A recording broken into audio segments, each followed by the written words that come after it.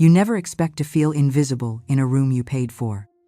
Margaret Sullivan stood behind a towering marble column in the grand ballroom of the Fairmont Hotel, her sapphire dress barely catching the golden lights that flickered across the polished floor. Laughter echoed through the space-clinking glasses, camera shutters, the swelling notes of a string quartet. Her granddaughter, Rebecca, twirled on the dance floor in a custom gown, radiant beneath chandeliers Margaret had paid for. And yet, not one glance came her way. Before we dive into the story, I'd love to know, where in the world are you tuning in from? And if you haven't already, make sure to hit that subscribe button so you won't miss more stories like this. Not from Rebecca, not from Caroline, her daughter, not from anyone. The table where Margaret had been seated marked discreetly. Family was placed just behind one of the ballroom's architectural pillars. It wasn't an accident. She knew that immediately. It was intentional. A quiet repositioning. A soft exile. They hadn't screamed. They hadn't pushed. They simply moved her out of view.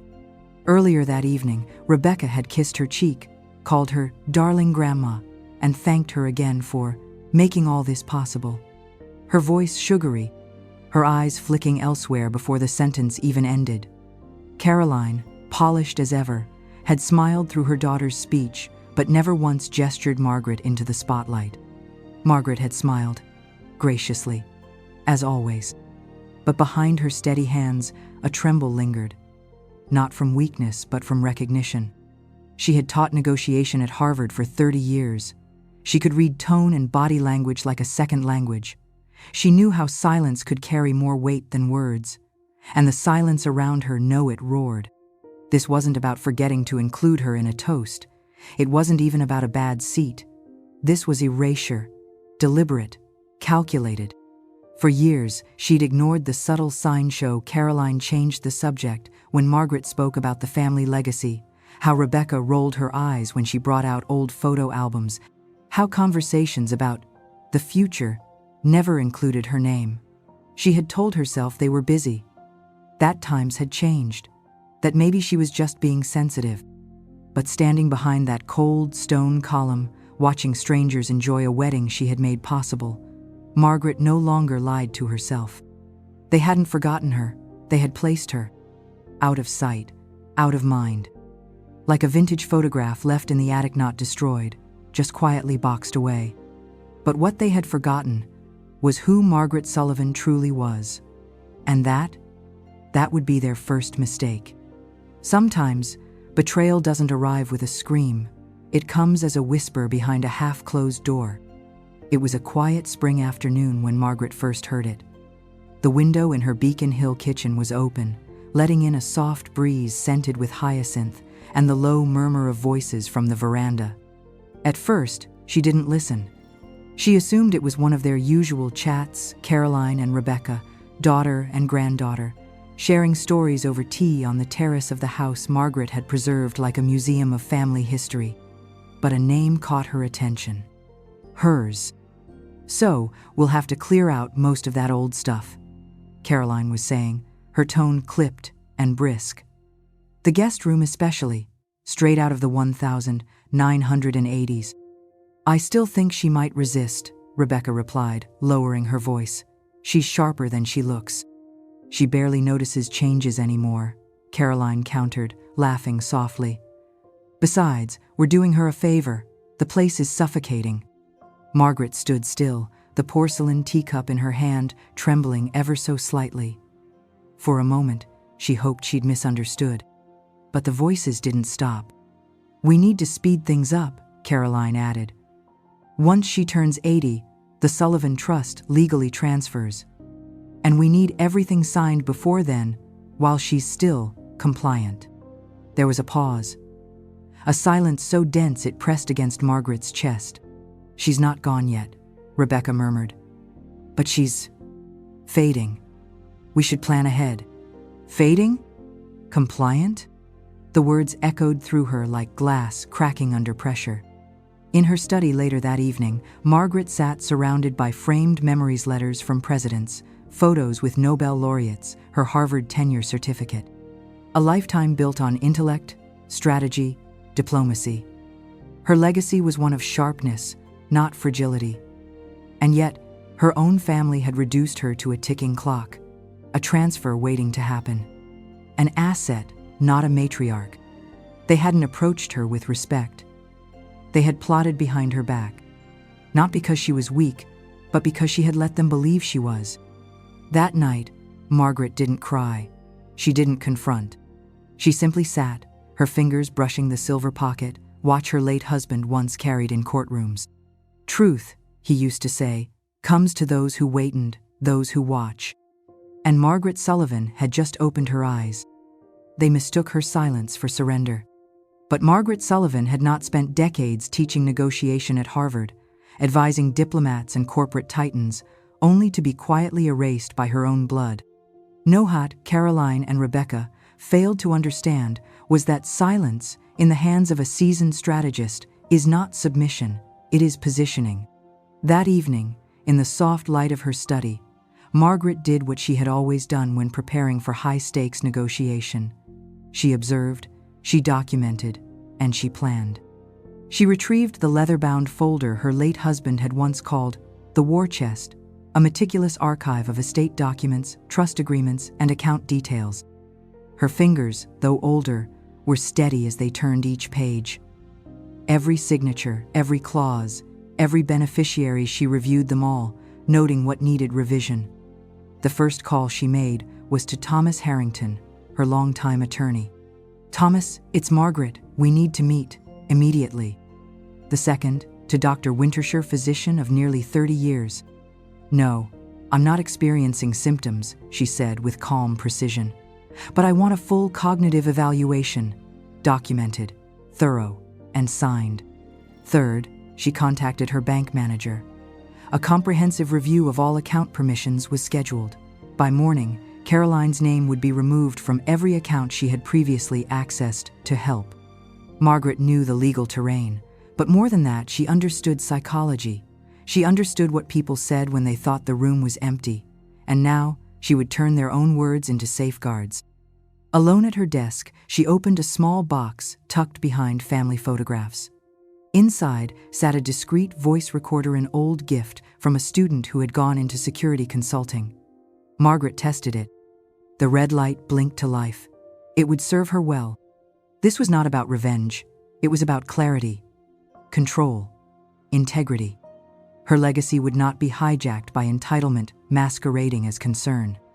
As she sipped her tea, Margaret stared at her reflection in the darkened window. Not the fading figure her daughter saw, not the fragile relic her granddaughter wished to hide behind a column, but a woman regaining her stance.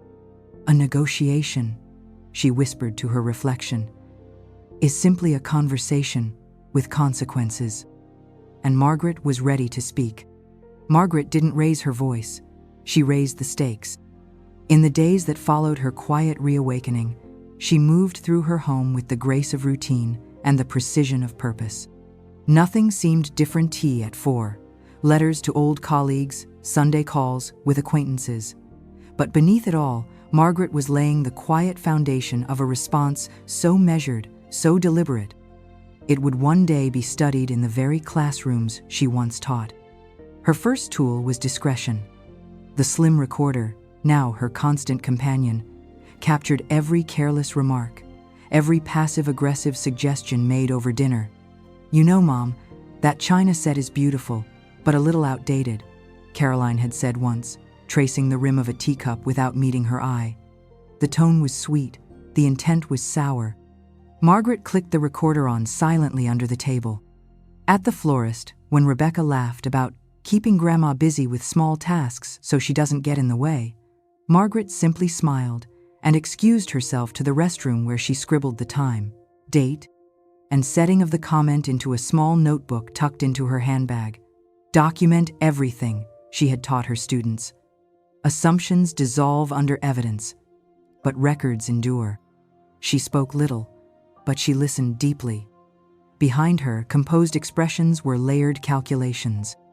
She quietly reviewed contracts with the wedding vendor, censuring that each payment was split, a deposit paid now, and the remainder scheduled for release on the evening of the wedding, but only if she authorized it. In writing, With the help of her trusted banker, she created layered, safeguards automated transfers with hidden cancellation clauses, payment processors with dual verification, and a special clause that allowed her to freeze the remaining balances up to 24 hours in advance without incurring penalties. "It's unconventional," the bank manager noted, raising an eyebrow. Margaret only replied, "So is seating your matriarch behind a column." She revised her will. She restructured the family trust. And yet, she said nothing.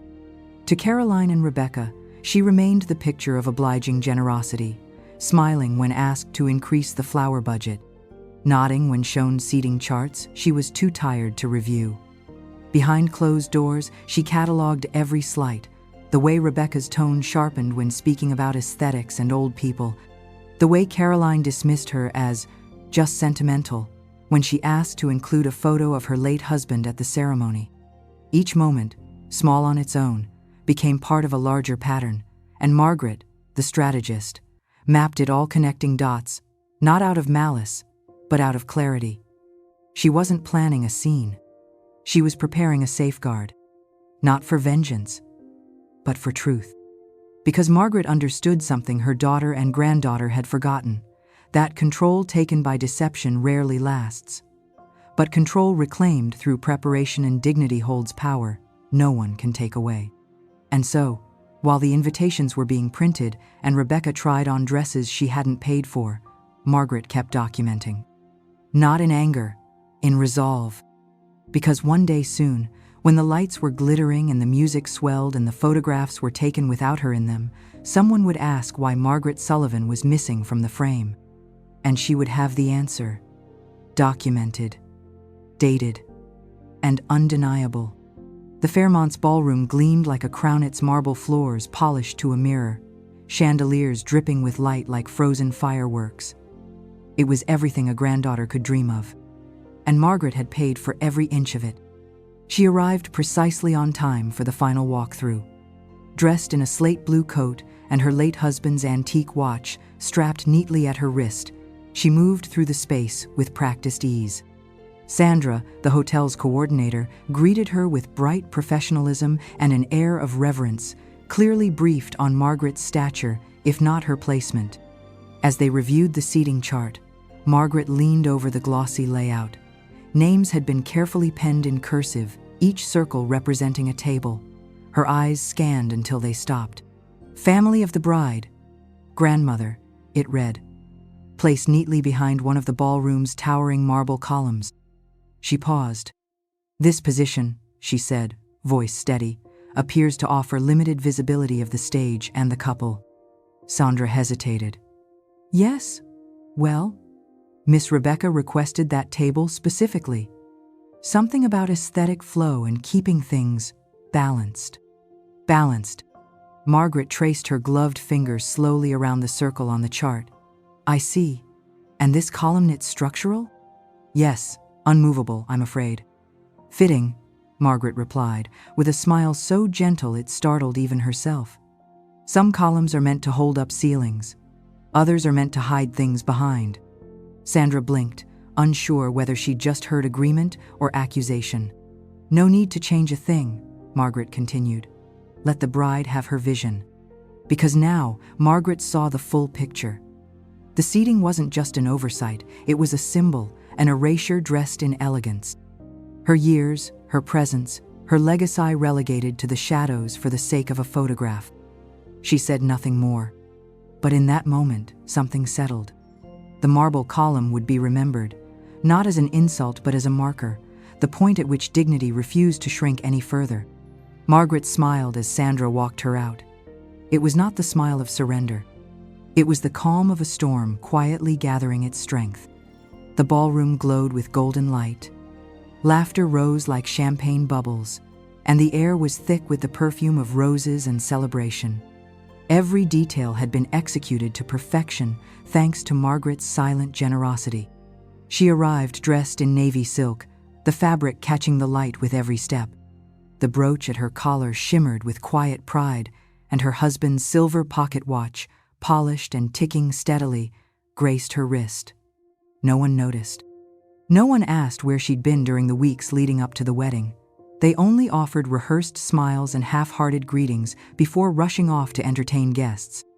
When the maitre d' led her to her seat, Margaret offered a polite nod. The table was exactly where the layout had promised, behind a grand marble column. From there, she could see only a slice of the festivities, just enough to feel present, but never central. Not once did Caroline or Rebecca make their way over. They had what they wanted: her presence, her money, her silence. She took her seat without complaint. A waiter approached. "Would you prefer to be moved, ma'am?" Margaret's smile was gentle. "No, thank you. This is where I belong, apparently." The first dance began, the room erupting in admiration as Rebecca and Jackson twirled under the chandeliers. Margaret checked her watch. 7:48 p.m. She took one last sip of water, dabbed her lips with her napkin, and stood. At 7:55, she made her way to the head table, kissed Rebecca's cheek, and whispered, "Every Sullivan bride should understand the legacy she's inheriting." The words slid past unnoticed, but she didn't need acknowledgement. At 8:00 p.m. sharp, Margaret exited the ballroom and walked through the grand lobby of the Fairmont Hotel with the poise of someone who had just completed a performance. A black car awaited her outside, the driver opening the door as she approached. She slid into the seat, closed the door, and pulled out her phone. "This is Margaret Sullivan," she said, her voice clear and unshaken. "Authorization code, Sullivan, 1944. Please proceed with cancellation of all scheduled payments as previously instructed." "Yes, ma'am," the banker replied. "All pending transfers to wedding vendors have been halted effective immediately." "Thank you." She ended the call. Behind her, in the ballroom glittering with her money, guests were still clapping. The band was playing their second set, unaware that their final payment had just vanished. The florists, caterers, and photographers, all of whom had agreed to the unusual contract, would discover in the next few minutes that their generous patron had withdrawn, not in anger, but in intention. The honeymoon suite in Tuscany, the luxury car rentals, the elaborate excursion Saul booked under Margaret's accounts would now require immediate settlement, and they wouldn't find her. Because Margaret Sullivan was already on her way to the airport, first class, Florence, a quiet villa overlooking the Arno. This wasn't revenge. It was the final move in a game no one realized she'd been playing. They had hidden her behind a column. But Margaret had been holding up the entire structure all along. At the Fairmont Hotel, the champagne flutes were still half full when the first cracks appeared. The band paused between songs, their manager stepping aside to check his phone, then stiffening. The florist's assistant, flustered, whispered to the maitre d'. A ripple of confusion began to spread. Rebecca, still radiant in her gown, glanced around, oblivious. Until the hotel manager approached. "Mrs. Pearson," he said quietly but firmly, "there appears to be a problem with the final payment. We attempted to process the scheduled transfer at 8:00 p.m., but it was canceled by the account holder." "What?" Rebecca blinked, smile fading. "That's not possible. My grandmother, she arranged everything." "I'm afraid the same issue has arisen with the florist, band, and catering services. Until payment is resolved, we cannot proceed with post-event services, including checkout." Rebecca's face paled as nearby guests began to take notice. Caroline rushed over, phone already in hand, dialing frantically. The call to Margaret went unanswered. Her voicemail played, calm and composed. "I'm currently unavailable. Please leave a message, and I'll return your call at my convenience." Convenience, it turned out, was somewhere above the clouds. At that exact moment, Margaret reclined in her first-class seat, a warm towel pressed gently into her hands by a smiling flight attendant. Outside the window, the Atlantic shimmered in moonlight.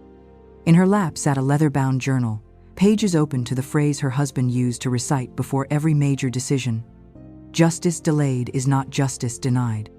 Below, in Boston, panic blossomed like wildfire. Vendors withheld services. The hotel refused checkout until outstanding balances were cleared. Rebecca's dream honeymoon to Tuscany was now out of reach. Her reservation at Villa Laieta voided, the suite instead occupied by a woman they had underestimated. Margaret had arrived hours earlier, welcomed with grace and deference. She dined by candlelight beneath olive trees, sipping wine older than her granddaughter.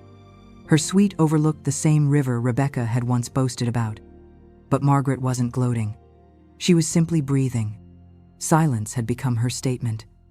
And from Florence, she watched the house of cards collapse not with noise, but with elegance. She didn't need to shout to be heard. They heard her anyway.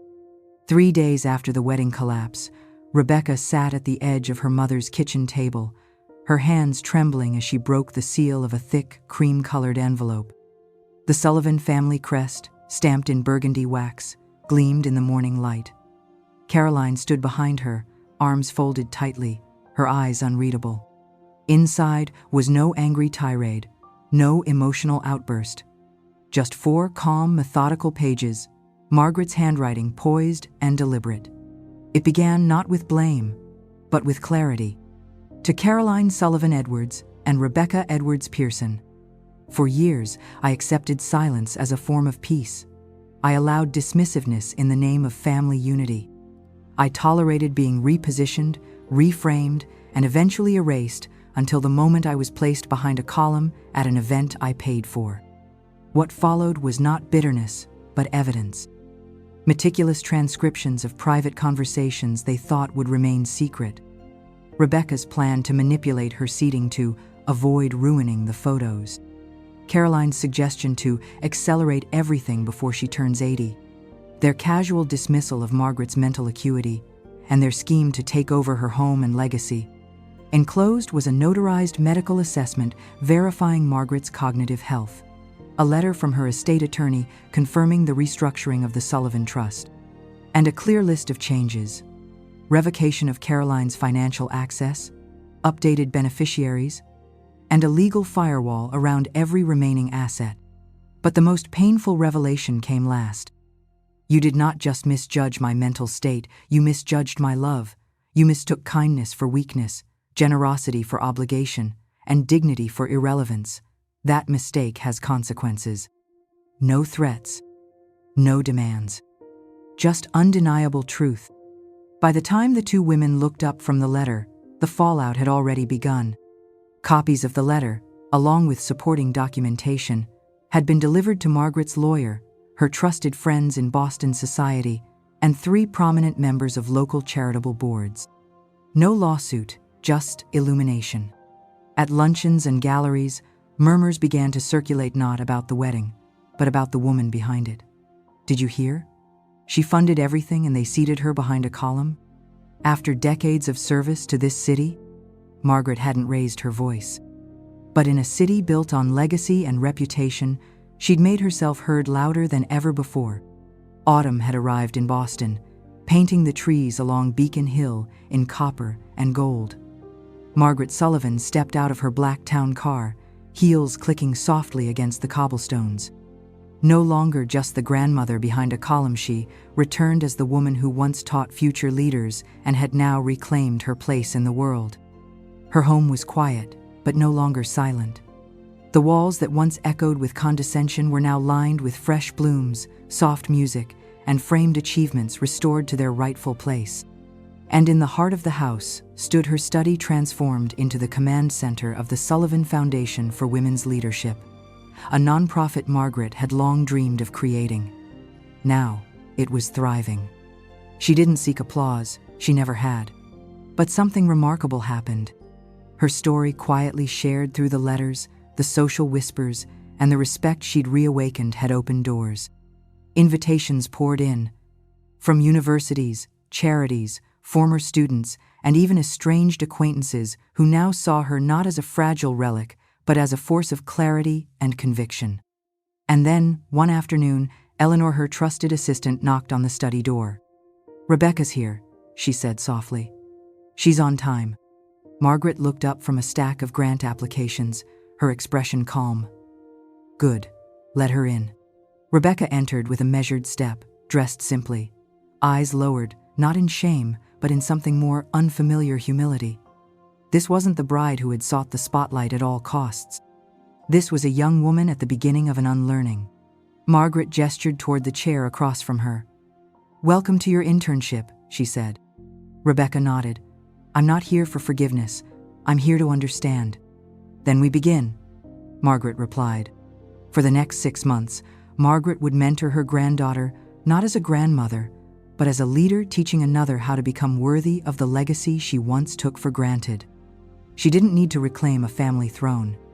She had built something better, a table of her own, surrounded by people who understood that true authority is earned not by inheritance, but by action, integrity, and wisdom. She no longer needed to be seen. She had made herself unforgettable.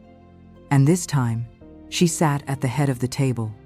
The soft hush of winter arrived in Boston, blanketing the city in stillness. Inside the Sullivan residence, however, something new had begun to stir, not noise, but warmth. Not chaos, but clarity. Rebecca stood by the window, holding a clipboard full of proposals for the Foundation's next mentorship cycle. Her movements were purposeful, now calculated not for performance, but for impact. She no longer tried to impress. She tried to understand. Margaret watched her with quiet pride. Not because Rebecca had become who she expected, but because she had chosen to become someone better than who she once was. Transformation, Margaret had always believed, is never loud. It reveals itself in small decisions like staying late to rework a grant application or pausing before speaking to truly listen. Rebecca did both now. Often. What began as a fractured relationship built on entitlement and misperception had slowly evolved into a new foundation, one based on respect, accountability, and earned trust. Not every moment was perfect. There were stumbles, there were silences. But even silence, Margaret had come to believe, could be sacred, especially when it carried the weight of reflection. Caroline, too, had softened not into submission, but into awareness. Therapy, boundaries, and time had opened her eyes. And while she would never undo the past, she had started showing up not as the manager of her mother's legacy, but as a daughter learning to protect it. Margaret didn't lecture. She never needed to.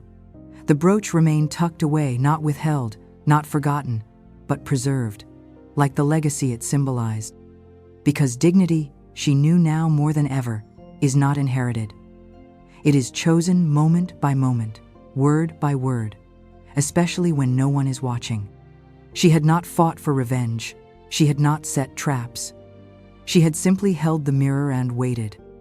And in doing so, she had given them a chance to see. On a quiet evening, as snow began to fall, Margaret closed the final page of her journal. Her last line read, "A legacy is not what you leave behind in assets, it's what you leave behind in others." Then she placed the journal in a wooden box marked, "For the women after me," and walked calmly, purposefully back to the head of the table, where she had always belonged,